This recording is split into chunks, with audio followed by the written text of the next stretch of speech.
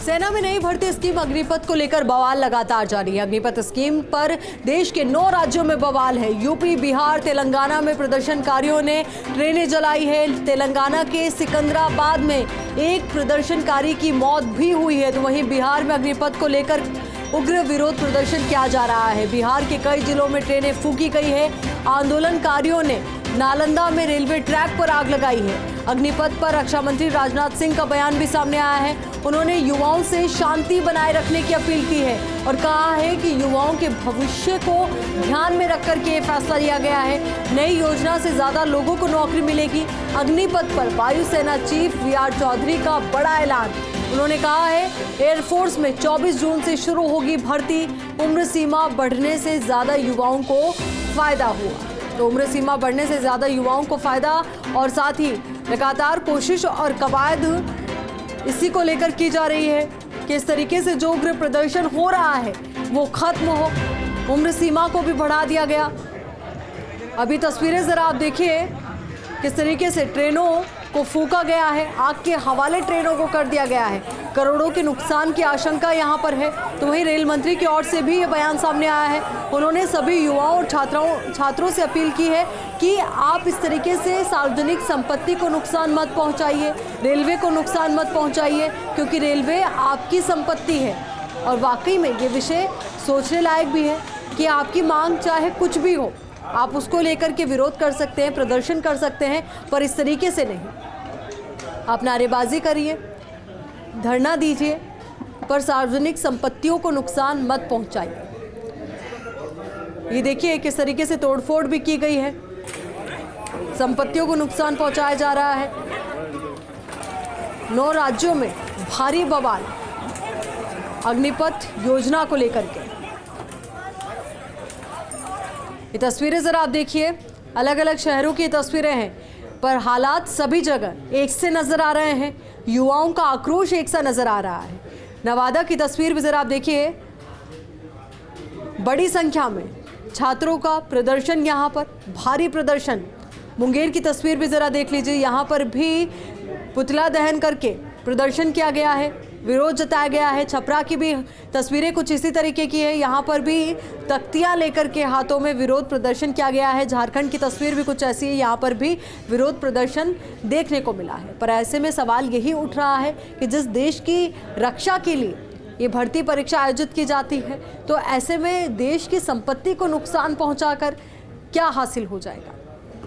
तो हंगामा क्यों बरपा है, ये भी अपने आप में बड़ा और अहम सवाल। कुछ और अहम तस्वीर जरा आप देखिए, प्रदेश के अलग अलग हिस्सों की तस्वीरें हैं, अलग अलग जिलों की तस्वीरें हैं। कोटा, अलवर, सीकर, भरतपुर, चित्तौड़गढ़ और झालावाड़ की तस्वीरें आपकी टीवी स्क्रीन पर है, जहां पर प्रदर्शन देखने को मिला।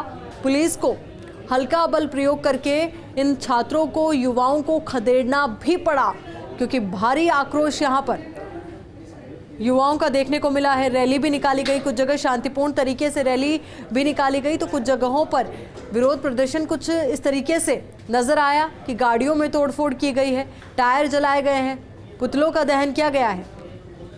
अभी सीकर की तस्वीर भी जरा आप देखिए किस तरीके से यहाँ पर तोड़फोड़ की तस्वीरें सामने आई है इस विरोध प्रदर्शन के बाद। चित्तौड़गढ़ की तस्वीर भी आपकी टीवी स्क्रीन पर है, झालावाड़ की तस्वीर भी आपकी टीवी स्क्रीन पर है। तो लगातार इस पूरे मसले को लेकर के विरोध प्रदर्शन जारी है, तो वहीं राजनीति भी जोरों शोरों पर जारी है। पक्ष का अपना दावा है, विपक्ष का अपना दावा है। पक्ष की ओर से कहा जा रहा है कि एक अच्छे विचार के बाद ये योजना लाई गई है।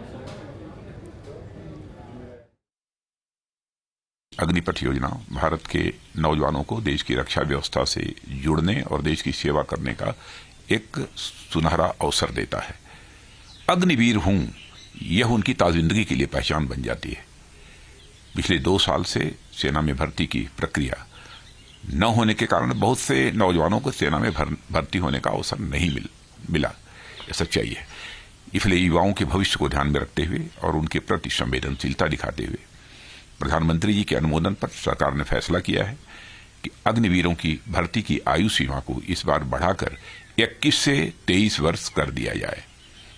यह वन टाइम रिलैक्सेशन दिया गया है। इससे बहुत सारे नौजवानों को अग्निवीर बनने की पात्रता स्वतः मिल जाएगी। और मैं यह भी कहना चाहता हूं कि भर्ती प्रक्रिया कुछ ही दिनों में प्रारंभ होने जा रही है। मैं सभी नौजवानों से अपील करता हूं कि सेना में भर्ती होने की वह तैयारी करें। हमारी यूनिट्स और फॉर्मेशंस इस परिवर्तन या अग्निपथ स्कीम को अपनाने के लिए पूरी तरह तैयार और उत्सुक है। दूसरी बात, जहां तक युवाओं का सवाल है, मेरी यह राय है कि उनको यह स्कीम के बारे में पूरी तरह अभी तक जानकारी सही तरह से मिली नहीं है। एक बार ये समझ जाएंगे पूरे स्कीम के बारे में तो उन्हें विश्वास होगा कि यह स्कीम ना सिर्फ युवाओं के लिए बल्कि राष्ट्र और भारतीय थल सेना तीनों के लिए फायदेमंद और जरूरी है। The government has recently announced the Agnipath scheme for enrollment in the armed forces. The age bracket for the scheme is 17.5 to 21 years.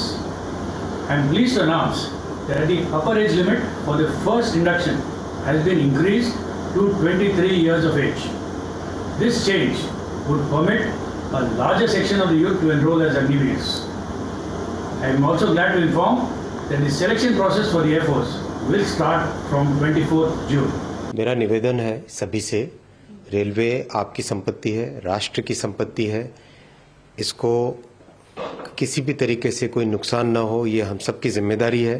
तो मेरा निवेदन है कि किसी भी तरह के वायलेंट प्रोटेस्ट न करें और रेलवे की संपत्ति को बिल्कुल भी नुकसान न करें। ये आपकी संपत्ति, आप ही की सेवा के लिए है। पूरे 2 साल के गहन अध्ययन के बाद भारत की सेना ने किस तरह से भारत की सेना मॉडर्नाइज हो सके, किस तरह से अब तक जितने युवाओं को अवसर मिलता था भारतीय सेना में आने का, उनसे ज़्यादा युवाओं को अवसर मिल सके, और साथ साथ भारतीय सेना की ट्रेनिंग के बाद समाज में जो युवा जाते हैं उनको भी एक बेहतर प्लेटफॉर्म जीवन के लिए आगे मिल सके। साथ साथ भारत की सेना में जो बजट खर्च होता है वो मॉडर्नाइजेशन की तरफ भी लग सके। आजकल टेक्नोलॉजी का इस्तेमाल है, वो टेक्नोलॉजी भी भारतीय सेना के पास आ सके, तो हर तरह से हर क्षेत्र में बेहतरी हो सके, बढ़ोतरी हो सके, इस तरह की योजना 2 साल के अध्ययन के बाद भारतीय सेना लेकर आई है।